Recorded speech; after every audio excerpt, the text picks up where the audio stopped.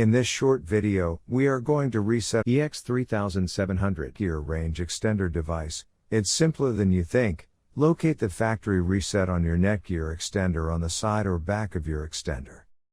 Take a small pin and press in that hole and you will notice that the LED lights on the extender begin to change. The extender will power off and it can take a few minutes to boot up again. Now it's time to go to your computer or laptop screen, and what you will notice is that the extender has been disconnected, as after the factory reset you had to set up the Netgear extender again.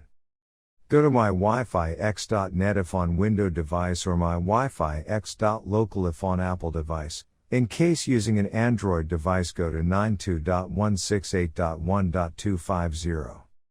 A screen appears in front of you, and now click on the new extender setup that leads you to a new page, where you will need to create a new account in order to install your extender, and this page is called the Netgear Genie Smart Wizard. Now fill in all the necessary details such as a valid email address, password, and once you are done, click on the next button. Now you had two choices, as you can either set up your range extender device as a range extender or as an access point.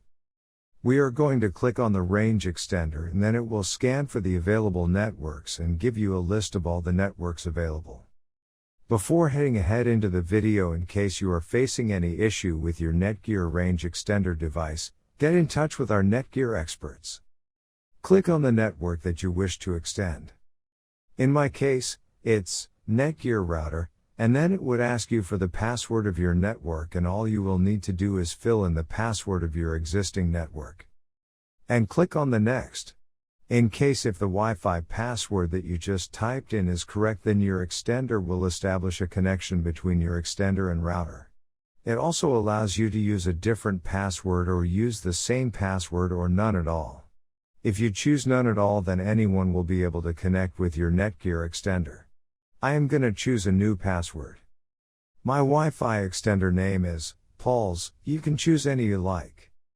Now we are successfully done with setting up our Netgear EX3700 range extender. Now go to our taskbar and connect to our newly set up Paul's range extender. And open up our browser, and Google appeared, which means our extended network is working. In case if you are still facing any issue with your Netgear range extender device, get in touch with our Netgear range extender experts for instant solutions.